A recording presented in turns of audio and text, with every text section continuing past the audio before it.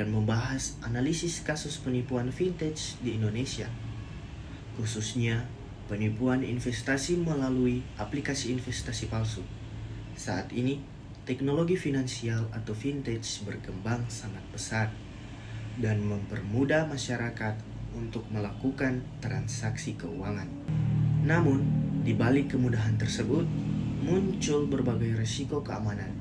Salah satunya adalah penipuan investasi digital. Dalam video ini, saya akan membahas mulai dari deskripsi kasus, mekanisme penipuan, risiko keamanan, peran regulator, hingga rekomendasi pencegahan. Mulai dari pembahasan yang pertama, deskripsi kasus. Kasus yang saya bahas adalah penipuan investasi melalui aplikasi investasi palsu yang terjadi di Indonesia dan dilaporkan oleh media terpercaya seperti kompas.com.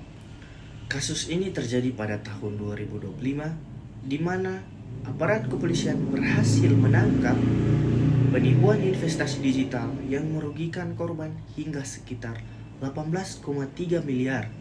Jenis layanan vintage yang terlibat dalam kasus ini adalah platform investasi saham digital palsu. Pelaku membuat situs dan aplikasi yang tampilan sangat mirip dengan aplikasi investasi resmi, sehingga terlihat meyakinkan bagi korban. Kronologi kejadian dimulai ketika pelaku menyebarkan informasi investasi melalui media sosial seperti WhatsApp dan Telegram.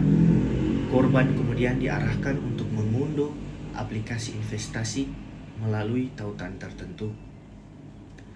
Setelah korban mengunduh aplikasi tersebut, mereka diminta untuk menyetor sejumlah dana sebagai modal investasi. Aplikasi tersebut menampilkan data grafik harga saham dan keuntungan secara real time. Padahal sebenarnya data tersebut adalah palsu. Korban yang melihat keuntungan palsu menjadi percaya dan terus menambah dana investasi.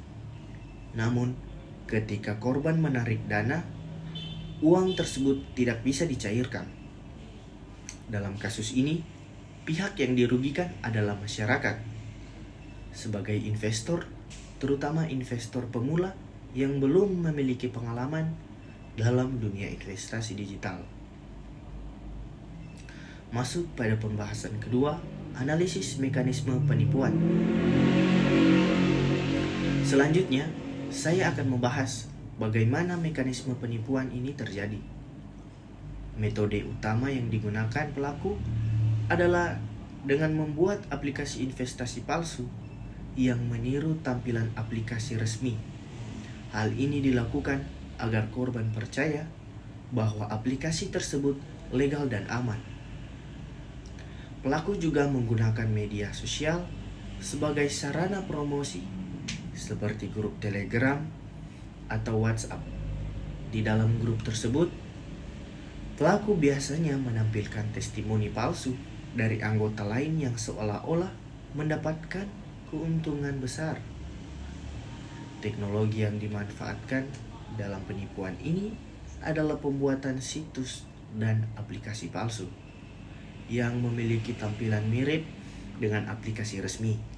Selain itu, pelaku memanfaatkan kurangnya pemahaman masyarakat tentang cara memverifikasi legalitas aplikasi vintage.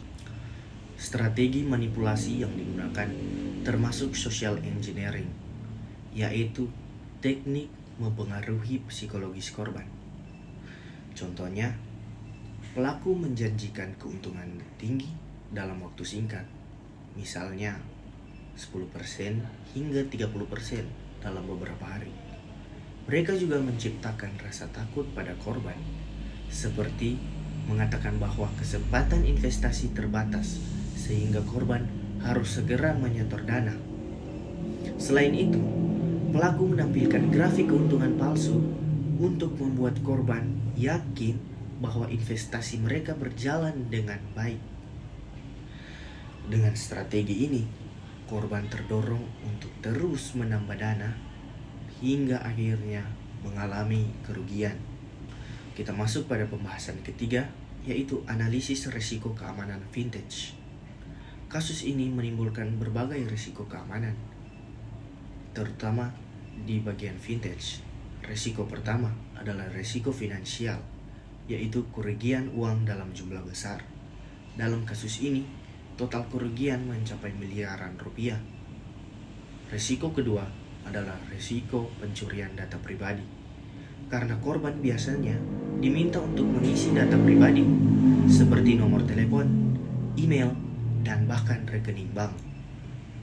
Risiko ketiga adalah risiko reputasi, yaitu menurunnya kepercayaan masyarakat terhadap layanan vintage yang sebenarnya legal.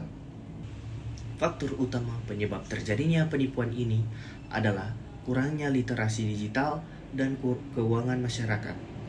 Banyak korban tidak memeriksa apakah aplikasi tersebut terdaftar di OJK atau tidak. Selain itu, kelemahan dalam sistem keamanan juga menjadi faktor pendukung, seperti mudahnya membuat situs palsu dan kurangnya pemblokiran awal terhadap aplikasi ilegal. Kelemahan dari sisi pengguna adalah kurangnya kehati-hatian, misalnya menggunakan aplikasi dari link yang tidak resmi dan percaya pada janji keuntungan besar. Kita masuk pada pembahasan keempat, evaluasi peran regulator dan perusahaan. Dalam kasus ini, regulator memiliki peran penting dalam melindungi masyarakat. Regulator seperti Otoritas Jasa Keuangan atau OJK telah melakukan berbagai tindakan seperti menutup ratusan situs dan aplikasi investasi ilegal, serta memberikan edukasi kepada masyarakat mengenai investasi aman. Selain itu, pihak kepolisian juga bekerja sama dengan regulator untuk menangkap pelaku penipuan digital. Perusahaan vintage resmi juga memiliki tanggung jawab untuk meningkatkan keamanan sistem dan memberikan edukasi kepada pengguna mengenai cara mengenali aplikasi palsu. Namun, meskipun berbagai langkah telah dilakukan, kasus penipuan investasi digital masih terus terjadi. Hal ini menunjukkan bahwa langkah yang dilakukan sudah membantu, tapi belum sepenuhnya efektif. Perlu adanya peningkatan pengawasan, teknologi keamanan yang lebih canggih, serta edukasi masyarakat secara berkelanjutan. Masuk pembahasan yang kelima, rekomendasi strategis. Berdasarkan analisis kasus tersebut, terdapat beberapa rekomendasi strategis yang dapat dilakukan. Untuk perusahaan vintage, disarankan untuk meningkatkan sistem keamanan digital seperti menggunakan fraud detection berbasis artificial intelligence, atau selain itu, perusahaan juga perlu menerapkan verifikasi dua langkah atau two-factor authentication, serta memberikan peringatan kepada pengguna jika terdapat aktivitas mencurigakan. Untuk regulator yang diperlukan, penguatan regulasi dan peningkatan pengawasan terhadap vintage ilegal. Regulator juga perlu mempercepat proses pemblokiran aplikasi ilegal dan meningkatkan program literasi keuangan digital kepada masyarakat. Untuk masyarakat atau pengguna, penting untuk selalu berhati-hati dalam menggunakan aplikasi vintage. Sebelum berinvestasi, masyarakat harus memastikan bahwa aplikasi tersebut terdaftar di OJK. Selain itu, masyarakat juga harus menghindari tawaran investasi dengan keuntungan yang terlalu tinggi dan tidak masuk akal, serta tidak membagikan data pribadi kepada pihak yang tidak dikenal. Sebagai kesimpulan, penipuan investasi melalui aplikasi palsu merupakan salah satu risiko besar dalam perkembangan vintage di Indonesia. Kasus ini menunjukkan bahwa teknologi yang mempermudah kehidupan juga dapat disalahgunakan jika tidak diiringi dengan sistem keamanan yang kuat dan literasi digital yang baik. Oleh karena itu, kerjasama antara perusahaan vintage, regulator, dan masyarakat sangat penting untuk mencegah terjadinya penipuan serupa di masa depan. Terima kasih telah menonton. Goodbye, semoga bermanfaat.